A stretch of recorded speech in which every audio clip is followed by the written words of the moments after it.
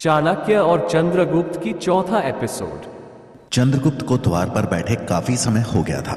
विद्यार्थियों को अलग अलग हथियारों से अभ्यास करता देख चंद्रगुप्त से अपनी उत्सुकता दबाई नहीं गई। द्वार पर बैठे द्वारपाल का जैसे ही ध्यान भटका, चंद्रगुप्त ने मौके का फायदा उठाया और शस्त्र विद्या के अभ्यास प्रांगण में जा पहुंचा। वहां पर कुछ विद्यार्थी लकड़ी की तलवार से तलवारबाजी का अभ्यास कर रहे थे। उन्होंने भले ही धोती पहनी थी, लेकिन रंगरूप से साफ पता चल रहा था कि वो सब किसी राजसी कुल के ही राजकुमार थे। चंद्रगुप्त उत्सुक होकर वहीं खड़ा होकर उनके अभ्यास को देखने लगा।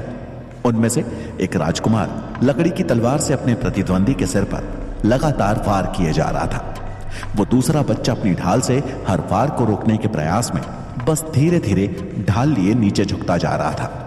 यह देख चंद्रगुप्त चिल्लाया, अपनी ढाल से उसकी तलवार का रुख बदल दो, तुम्हें पलटवार का मौका मिल जाएगा। यह देख तलवार से वार कर रहा राजकुमार रुक गया और चंद्रगुप्त की ओर बढ़ते हुए बोला, कौन है तू? हमसे ज्यादा जानता है क्या? हाँ? उसके साथ अभ्यास कर रहे राजकुमार भी उसके पीछे पीछे चंद्रगुप्त के पास पहुंच गए और उसे घेर लिया। अपने भोलेपन में उत्तर देते हुए चंद्रगुप्त ने कहा, मेरा नाम चंद्रगुप्त है और जल्द ही मैं भी यहां शिक्षा ग्रहण करने वाला हूं। रही बात अभ्यास की, तो मुझे लगता है कि अभी तक जो मैंने देखा उसके हिसाब से मैं आपको मात दे सकता हूं। चंद्रगुप्त की बात सुनकर सभी जोरों से हंसने लगे। एक ने उसके मैले कपड़ों को देखते हुए कहा, तुझे मालूम भी है, यहां केवल बुद्धिजीवी और राजसी परिवार के बच्चों को ही प्रवेश मिलता है। रास्ते से उठकर आए भिखारियों के लिए नहीं है तक्षशिला। यह सुनकर चंद्रगुप्त मायूस हो गया। इससे पहले कि वो कुछ कहता, उनमें से एक ने चंद्रगुप्त के कुर्ते में हो रहे छोटे से छेद में उंगली फंसाकर उसे एक सिरे से फाड़ दिया। ये देख तलवार लिया हुआ राजकुमार बोला, अरे ये कुर्ता तो फट गया, अब कल से क्या पहनेगा? केले के पत्ते। ऐसा कहते हुए सभी उसका उपहास करने लगे। चंद्रगुप्त क्रोधित हो उठा और उसने कुर्ता फाड़ने वाले राजकुमार को जोर का धक्का देते हुए जमीन पर गिरा दिया। यह देख लकड़ी की तलवार लिए राजकुमार ने चंद्रगुप्त की पीठ पर वार किया। अचानक हुए इस हमले से चंद्रगुप्त को झटका लगा, लेकिन अगले ही पल उसने अपने आप को संभालते हुए वहां पड़ी ढाल उठाई और उसके सामने आकर बोला, पीठ पर वार करना कायरों का काम है, लड़ना है तो सामने से लड़ो। चंद्रगुप्त को ललकारता देख उसने पूरी ताकत के साथ अपनी तलवार से चंद्रगुप्त पर वार किया, लेकिन चंद्रगुप्त ने चालाकी दिखाते हुए अपनी ढाल से बस उसकी तलवार का रुख मोड़ दिया और वो जमीन से जा टकराई। मौके का फायदा उठाकर चंद्रगुप्त ने ढाल से उसकी छाती पर एक जोर का वार किया और वो राजकुमार दूर जा गिरा। यह देखकर सभी राजकुमारों ने तलवार उठाकर चंद्रगुप्त को घेर लिया और उस पर हमला करने के लिए जैसे ही आगे बढ़े, तभी सबके कानों में एक आवाज गूंजी, रुको। सबकी तलवारें अचानक से थम गई। सामने देखा तो चाणक्य खड़े थे, जिनके चेहरे पर क्रोध स्पष्ट झलक रहा था। उनका चेहरा देखकर सभी राजकुमार घबरा गए। चंद्रगुप्त भी एक पल के लिए सहम गया। चाणक्य क्रोधित स्वर में बोले, राजकुल से हो, यहां शस्त्र विद्या का पाठ ले रहे हो या छल विद्या का? यह सुन वहां खड़े सभी छात्रों ने डर के मारे अपनी नजरें नीची कर ली। चंद्रगुप्त जमीन से उठा। अपने सामने चाणक्य को देखकर उसकी जान में जान आई। चाणक्य ने उन राजकुमारों को देखते हुए कहा, एक निहत्थे इंसान को घेर कर मारना तक्षशिला की किस युद्ध नीति में लिखा है? किसी के पास इसका कोई उत्तर नहीं था। चाणक्य ने एक नजर उन सबको देखा और बोले, नियमों का उल्लंघन हुआ है।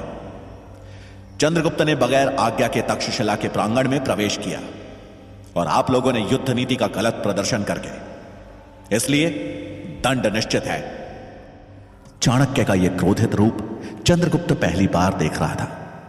वो और अन्य राजकुमार उनका गुस्सा देखकर डर गए। इससे पहले कि चाणक्य कुछ बोलते, उन्हें पीछे से आचार्य गजानन का स्वर सुनाई दिया, आचार्य, अगर आपके साथ आया यह बालक प्रांगण में नहीं आता तो शायद मेरे शिष्यों और इस बालक के बीच टकराव की स्थिति ही उत्पन्न नहीं होती। चाणक्य पीछे मुड़े तो सामने आचार्य गजानन खड़े थे।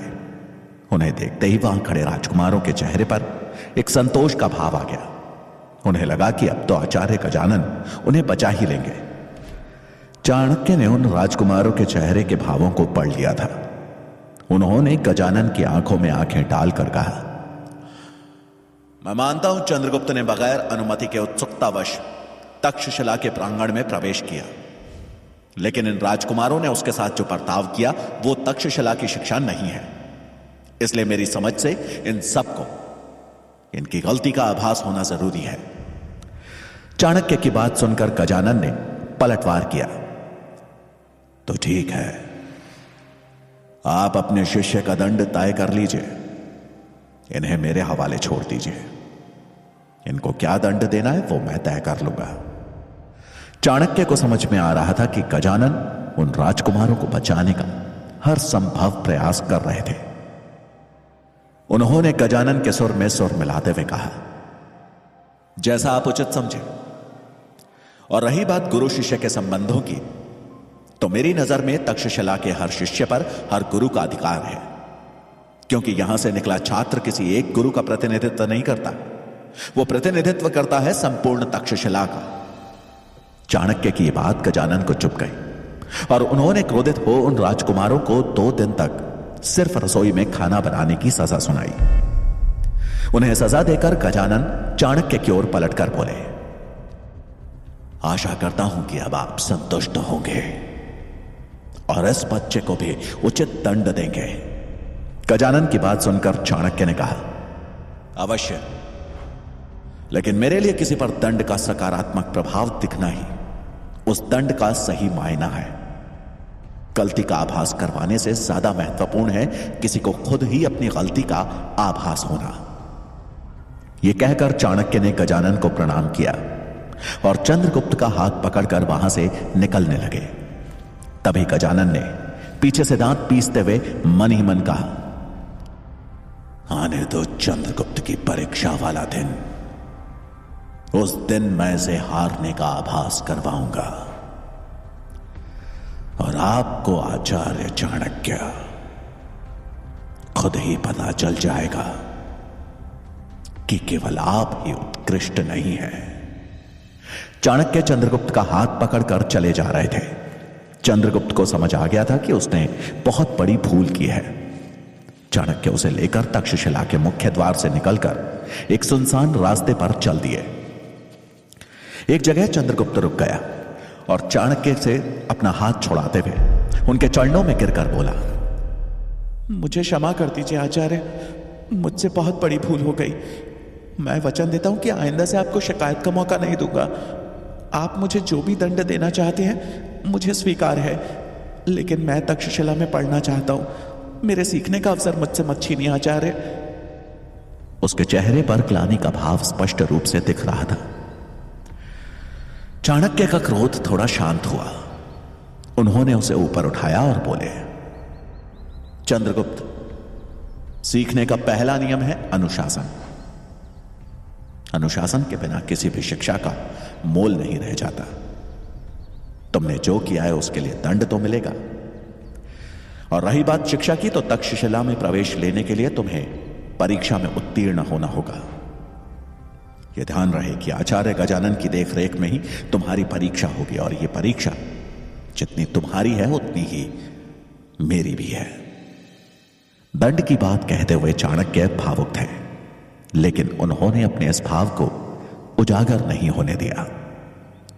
उन्हें पता था कि आचार्य गजानन चंद्रगुप्त की प्रवेश परीक्षा में सबसे बड़ा अवरोध बनने वाले हैं। इसलिए आवश्यक था कि चाणक्य भावनाओं को त्याग कर चंद्रगुप्त को मानसिक और शारीरिक रूप से इतना मजबूत बनाए कि वो हर चुनौती का सामना कर सके। प्रवेश परीक्षा की बात सुनकर चंद्रगुप्त ने दृढ़ता से कहा, इस परीक्षा में उत्तीर्ण होने के लिए मुझे जो भी करना पड़े मैं करने को तैयार हूं आचार्य। चाणक्य मुस्कुराए और बोले, चंद्रगुप्त, मेरी शिक्षा प्राप्त करने के लिए आवश्यक है कि तुमने आज तक जो भी सीखा है वो भूलना होगा। अपने मस्तिष्क को खाली कर तैयार होना होगा एक नए आरंभ के लिए। चाणक्य के इस बात का अर्थ तो चंद्रगुप्त को उस समय समझ नहीं आया, लेकिन जल्द ही उसका यह गुरु अब उसका सबसे बड़ा शत्रु बनने वाला था। कुछ समय बाद चाणक्य और चंद्रगुप्त विश्वविद्यालय के समीप बने एक आश्रम में पहुंचे। यह आश्रम चाणक्य के एक खास शिष्य सूरजमल का था। एक लंबे समय बाद अपने गुरु को देखकर सूरजमल के मुख पर प्रसन्नता थी। चाणक्य भी अपने प्रिय शिष्य सूरजमल से मिलकर खुश हुए और चंद्रगुप्त का परिचय कराते हुए बोले, सूरजमल, यह चंद्रगुप्त है। इसे तक्षशिला विश्वविद्यालय में प्रवेश के लिए तैयार करना है। मैं चाहता हूं कि तब तक ये यहां पर ही रहे। सूरजमल ने पूर्ण सम्मान के साथ अपने आचार्य और चंद्रगुप्त दोनों का स्वागत किया। रात को चाणक्य ने एक बार फिर से चंद्रगुप्त के भोजन में विष की हल्की सी मात्रा मिला दी, जिसका असर होते ही चंद्रगुप्त का शरीर शिथिल पड़ने लगा। और इससे पहले कि वो सोता, चाणक्य उसके पास आए और बोले, सोने जा रहे हो? लेकिन याद रहे, आज रात सोते समय तुम करवट नहीं लोगे, सीधा सोओगे। यही तुम्हारा दंड है। चंद्रगुप्त को समझ नहीं आया कि आखिर आचार्य ऐसा क्यों कह रहे हैं, लेकिन उसने उन्हें वचन दिया और सोने के लिए सीधा लेट गया। चंद्रगुप्त को जल्दी ही नींद आ गई, लेकिन अचानक माथे पर टपकी पानी की एक बूंद ने उसकी निद्रा भंग की। उसे समझ नहीं आया कि बगैर बारिश के यह पानी कहां से टपक रहा था। उसे वापस नींद आने लगी, लेकिन एक बार फिर से एक बूंद उसके माथे से आ टकराई। अब चंद्रगुप्त ने बड़े ध्यान से देखा कि उसके ठीक ऊपर कुटिया की छत से एक मिट्टी का घड़ा बंधा हुआ था और वो पानी की बूंद हर थोड़ी देर में उसी से टपक रही थी। अब ये टपकती पानी की बूंद चंद्रगुप्त की नींद में खलल डालने लगी थी, लेकिन वचनबद्ध हो चंद्रगुप्त करवट भी नहीं ले सकता था। उसे आभास हो गया था कि आज रात भर उसकी यही दशा रहने वाली है। सूरजमल ने जब यह देखा तो वो हैरान रह गया और फिर रात के अंधेरे में आश्रम में टहल रहे चाणक्य के समीप आकर कहा, आचार्य, मुझे यह तो पता है कि आप उस बच्चे के साथ जो भी कर रहे हैं कुछ सोच समझ कर ही कर रहे हैं, लेकिन क्या मैं जान सकता हूं कि इसके पीछे आपकी मंशा क्या है? सूरजमल को उत्तर देते हुए चाणक्य ने कहा, आज रात भर नींद ना मिलने के कारण कल सवेरे इसका ध्यान केंद्रित नहीं रहेगा और तब परीक्षा होगी इसकी सतर्कता की, इसके सचेत होने की। हर पल, हर प्रहर, हर स्थिति में सही निर्णय ले पाना ही एक राजा का सबसे बड़ा गुण होता है और मुझे चंद्रगुप्त के इन्हीं गुणों को तराशना है। चाणक्य का उत्तर सुन सूरजमल मन ही मन बोला, वाह आचार्य, ईश्वर किसी को गुरु दे तो आपके जैसा दे। उसने फिर चाणक्य को नमन करते हुए कहा, आचार्य, रात बहुत हो चुकी है, अब आपको विश्राम करना चाहिए। सूरजमल की बात सुनकर चाणक्य ने उसकी ओर देखा और कुछ सोचते हुए बोले, जब आपका शत्रु जाग रहा हो तो भला आप कैसे सो सकते हैं? तुम विश्राम करो सूरजमल। सूरजमल को चाणक्य की बात तो समझ नहीं आई, लेकिन वो उन्हें प्रणाम कर वहां से चला गया। चाणक्य ने बड़ी गंभीर मुद्रा में आकाश में चमक रहे चांद और टिमटिमाते तारों को देखा और मन ही मन बोले, राजा धनानंद तो अपनी भोग विलासिताओं में मुझे भूल भी चुका होगा, लेकिन उसके मंत्रिमंडल में कोई तो है जो मुझे मिटाने के हर संभव प्रयास कर रहा है और अब उसके निशाने पर चंद्रगुप्त भी आ चुका है। कौन हो सकता है वो? जल्द ही पता लगाना होगा। चाणक्य के मुख पर छाई चिंता सही थी, क्योंकि राजा धनानंद के महामंत्री अमात्य इतनी जल्दी हार मानने वालों में से नहीं थे। मगध राज्य में चांद की नीली रोशनी में महामंत्री अमात्य का चेहरा गुस्से में लाल लावे की तरह खौला हुआ था। उनके सामने वही घायल मसाई सैनिक खड़ा था जिसने चाणक्य को मारने का प्रयास किया था। अमात्य ने गुस्से में सवाल करते हुए कहा, एक निहत्थे ब्राह्मण को मारने भेजा था और तुमसे वो भी नहीं हुआ। अमात्य के गुस्से को देखकर वो मसाई सैनिक डर से कांप रहा था। प्रश्न का उत्तर देते हुए वो बोला, महामंत्री जी, मानता हूं वो निहत्थे थे, लेकिन वो बच्चा चीते की फुर्ती से पता नहीं कहां से आया और उन्हें बचा लिया। अपनी उम्र से दोगुनी समझदारी और फुर्ती थी उस बच्चे में, और फिर वो कबीले का आदमी जिसने मुझे घायल कर दिया। बच्चे का जिक्र सुन अमात्य अचंभित थे और कुछ सोचकर मन ही मन बोले, अब कौन सा दाव चल रहा है चाणक्य? उसकी अपनी तो कोई संतान है ही नहीं, तो फिर क्या वास्ता है उसका इस बच्चे के साथ? शीघ्र ही पता लगाना होगा। तभी सामने खड़े मसाई सैनिक ने अमात्य की चुप्पी देखते हुए कहा, महामंत्री, बस एक मौका और दे दीजिए। मैं वचन देता हूं कि अगली बार चाणक्य और उस बच्चे दोनों का शीश आपके कदमों में होगा। उसकी बात सुनकर अमात्य आंखों में गुस्सा लिए बोले, उनका नहीं, पहले तेरा। ऐसा कहकर उन्होंने एक इशारा किया और उस मसाई सैनिक के पीछे खड़े एक आदमी ने उसकी गर्दन पर तलवार चला दी। इससे पहले कि उस मसाई सैनिक को कुछ समझ आता, उसका सिर लुढ़कते हुए अमात्य के कदमों पर जा गिरा। अमात्य ने एक पल उस कटे हुए सिर को देखा और उसके बाद सामने हाथ में तलवार लिए गुप्तचर को देखते हुए बोले, आज ही तक्षशिला के लिए निकल जाओ और चाणक्य और उस बच्चे पर एक साय की तरह नजर रखो। मुझे चाणक्य और उस बच्चे की हर सूचना चाहिए, और याद रहे कोई चूक ना हो। उस गुप्तचर ने उनको प्रणाम किया और रात के अंधेरे में गायब हो गया। अमात्य के चेहरे पर चिंता का भाव था और वो अपने आप से बातें करते हुए बोले, कहीं चाणक्य उस बच्चे को मगध के भावी राजा के रूप में तो नहीं देख रहा। अमात्य के इस कथन में सत्यता तो थी, लेकिन छोटा चंद्रगुप्त इस सत्य से बहुत दूर रात भर ना सोने की वजह से आज उतना चपल नहीं दिख रहा था। विष का नशा था जो उसे सोने पर विवश कर रहा था, और वहीं समय समय पर टपकती पानी की बूंदें थी जो कि सोने नहीं दे रही थी।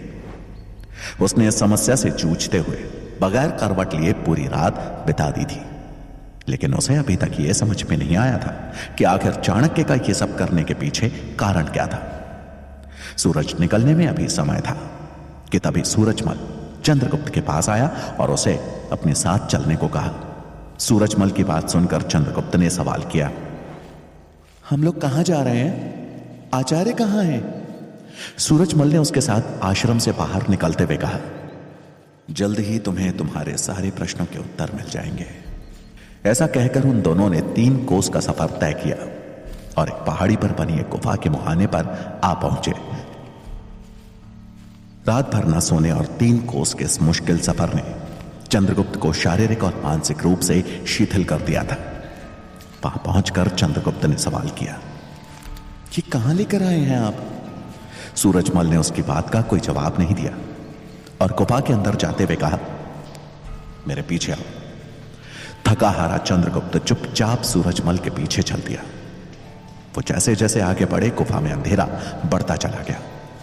थोड़ी ही देर में चंद्रगुप्त के बगल से चमगादड़ों का झुंड निकला। उनके अचानक इस तरह आने से चंद्रगुप्त थोड़ा छिप गया, लेकिन फिर अपने आप को संभाल आगे बढ़ा। कुछ दूर चल चंद्रगुप्त को आभास हुआ कि उस गुफा के बीचों बीच एक सरोवर है। गुफा की दीवार से रिस कर आने वाला पानी वहां जमा हो रहा था। उस जगह पर चमगादड़ों का हुजूम था। उनके पंखों के फड़फड़ाने की आवाज की वजह से उठ रहा शोर दिल दहला देने वाला था। अंधेरे में चंद्रगुप्त को बस आवाज सुन कुछ चीजों के होने का आभास हो रहा था, लेकिन दिखाई कुछ भी नहीं दे रहा था। अपने आप को ऐसी जगह पर देखकर चंद्रगुप्त ने सूरजमल को आवाज देते हुए पूछा, कितना अंधेरा है यहां? आचार्य ने यहां आने के लिए क्यों कहा? लेकिन सूरजमल का कोई पता नहीं था। चंद्रगुप्त ने उसे 1-2 बार आवाज दी, लेकिन वो अंधेरे में ऐसे गायब हो गया था मानो कोई जादुई साया हो। चंद्रगुप्त अब अकेले उस गुफा में इधर उधर देखे जा रहा था कि तभी उसके कानों से एक आवाज टकराई। कौन हो तुम? आवाज सुन चंद्रगुप्त ने एक गहरी सांस ली, क्योंकि वो इस आवाज से परिचित था। यह आवाज थी उसके आचार्य चाणक्य की। चाणक्य की आवाज उस गुफा में चारों दिशाओं में गूंज रही थी। मानो चारों दिशाओं में 4 चाणक्य खड़े हों। चंद्रगुप्त ने इधर उधर देखा, लेकिन उस अंधेरे में उसे कुछ भी दिखाई नहीं दिया। उसने आवाज लगाते हुए कहा, आचार्य, आप कहां हैं? बहुत अंधेरा है यहां। एक पल के मौन के बाद चाणक्य की आवाज फिर से गूंजी। मैंने पूछा, कौन हो तुम? दोबारा प्रश्न पूछे जाने पर चंद्रगुप्त समझ गया कि उसकी परीक्षा शुरू हो चुकी है। उसने उत्सुक होकर उत्तर दिया, मैं चंद्रगुप्त हूं। तभी उसे चाणक्य की आवाज सुनाई दी। गलत उत्तर। और इस आवाज के साथ एक डंडा उसकी पीठ से टकराया। अचानक हुए इस प्रहार के चलते चंद्रगुप्त जमीन पर गिर गया। उसने इधर उधर देखा, लेकिन उसे वहां कोई नहीं दिखा। चंद्रगुप्त खड़ा हुआ और बोला, आचार्य, ये क्या है? और इससे पहले कि वो और कोई प्रश्न पूछता, चाणक्य की आवाज दोबारा गूंजी, कौन हो तुम? अब चंद्रगुप्त सतर्क था। उसे सोच समझकर प्रश्न का उत्तर देना था, क्योंकि गलत उत्तर का परिणाम उसे पता था। उसने कुछ देर सोचा और फिर थोड़े संकोच के साथ बोला, मैं आपका शिष्य हूं। तभी चाणक्य की आवाज गूंजी, फिर गलत उत्तर। चाणक्य का जवाब सुन चंद्रगुप्त डंडे से बचने के लिए संभलता कि तभी वो डंडा उसके पैरों में आ लगा। चंद्रगुप्त इस बार फिसलकर नीचे जा गिरा। रात भर न सो पाने और सवेरा होते ही 3 कोस का सफर तय करने की वजह से चंद्रगुप्त को ध्यान केंद्रित करने में दिक्कत हो रही थी। इसके अलावा उस गुफा के अंधेरे के बीच चमगादड़ों के उड़ने और पानी के गिरने के शोर की वजह से उसे पता ही नहीं लग पा रहा था कि आखिर डंडा किस दिशा से आ रहा है और कौन मार रहा है। हताश होकर चंद्रगुप्त उठा कि तभी चाणक्य की आवाज फिर गूंज उठी, कौन हो तुम? चंद्रगुप्त परेशान था। उसे समझ में नहीं आ रहा था कि आचार्य बार बार एक ही सवाल क्यों पूछ रहे हैं। तभी उनकी आवाज एक बार फिर गूंज उठी, मैंने पूछा, कौन हो तुम? चंद्रगुप्त ने उत्तर सोचना शुरू किया। साथ में डर था कि अंधेरे को चीरता हुआ वो डंडा फिर से न आ लगे। उसने थोड़ी देर सोचने के बाद उत्तर दिया, ना मैं चंद्रगुप्त हूं, ना मैं आपका शिष्य हूं। मैं सबसे पहले एक मनुष्य हूं। मनुष्य। एक पल के मौन के बाद चाणक्य की आवाज गूंजी, गलत जवाब। और उसी के साथ अंधेरे में लहराता हुआ डंडा आया जो चंद्रगुप्त की पीठ पर जाकर लगा। एक जोर के कराहने की आवाज के साथ चंद्रगुप्त एक बार फिर से जमीन पर था। अब उसका धैर्य टूट चुका था। उसमें अब और उठ पाने की ताकत नहीं थी और ना ही क्षमता थी प्रश्नों के उत्तर देने की। वो वहां मौजूद पत्थरों का सहारा लेकर जैसे तैसे उठा और पूरी शक्ति से चिल्लाते हुए बोला, अब क्या चाहते हैं आचार्य? कैसी परीक्षा है ये? परीक्षा भी है या दंड है? क्या गलत कहा मैंने? कौन सा गलत उत्तर दिया? चंद्रगुप्त की आवाज में दर्द था। अपना मानसिक संतुलन बनाने में उसे दिक्कत हो रही थी कि तभी चाणक्य की आवाज फिर गूंज उठी, कौन हो तुम? वही प्रश्न दोबारा सुन चंद्रगुप्त से अब रहा नहीं गया और वो चिल्लाते हुए बोला, कौन हूं मैं? अगर उत्तर आप जानते हैं तो बता क्यों नहीं देते? नहीं पता मुझे मैं कौन हूं। नहीं पता आचार्य। कोई नहीं हूं मैं, कोई नहीं हूं। चंद्रगुप्त की दर्द भरी आवाज पूरी गुफा में गूंज रही थी। वो पूरी तरह से टूटकर वहीं बैठ गया और रोने लगा। उसे अब नहीं जानना था कि उसका उत्तर सही है या गलत, और ना ही उसके अंदर अंधेरे में वार कर रहे उस डंडे का डर था। कुछ देर के मौन के बाद चाणक्य की आवाज गूंजी, सही उत्तर। यह सुन चंद्रगुप्त ने राहत की सांस ली। उसे अचानक मानो चाणक्य की बात याद आ गई कि शिक्षा प्राप्त करने के लिए आवश्यक है अपने अतीत को मिटा करके एक नई शुरुआत करना। और चाणक्य के इस प्रश्न के पीछे का मंतव्य भी वही था, अपनी पहचान भुलाकर एक नए जीवन की शुरुआत करना। अब पूरी गुफा में केवल चमगादड़ों के फड़फड़ाने और पानी के गिरने की आवाज आ रही थी, लेकिन अब यह आवाजें चंद्रगुप्त के लिए शोर नहीं थी। उसने ध्यान लगाकर उन आवाजों को सुना तो हर आवाज एक दूसरे से अलग थी। वो उन आवाजों को एक दूसरे से अलग कर सकता था। काफी देर तक कोई गतिविधि ना होते देख छोटे चंद्रगुप्त ने दृढ़ता के साथ चाणक्य को पुकारते हुए कहा, आचार्य, मैं आपके आशीर्वाद से शिक्षा ग्रहण करने के लिए तैयार हूं। कि तभी उसकी ओर एक बार फिर हवा में लहराता हुआ डंडा आया लेकिन इस बार चंद्रगुप्त सचेत था। वो उस डंडे की आवाज सुनकर उस दिशा की ओर मुड़ा और अगले पल डंडे का सिरा चंद्रगुप्त के हाथ में था। उसने पूरी ताकत से उस डंडे को अपनी ओर खींचा तो अंधेरे का फायदा उठाकर डंडा चला रहा सूरजमल उसके सामने आ गिरा। सूरजमल से नजरें मिलने पर चंद्रगुप्त मुस्कुरा दिया कि तभी उसके सिर पर चाणक्य का हाथ लगा। उन्होंने उसके सिर पर हाथ फेरते हुए कहा, अब तुम मेरी शिक्षा ग्रहण करने के योग्य बन चुके हो। अपने गुरु को सामने देख चंद्रगुप्त ने उनके पांव छुए। चाणक्य ने उसे आशीर्वाद दिया। उनके चेहरे पर एक संतोष का भाव था, क्योंकि आज वो धनानंद के सामने ली गई अपनी प्रतिज्ञा को पूरा करने की दिशा में एक कदम और आगे बढ़ चुके थे।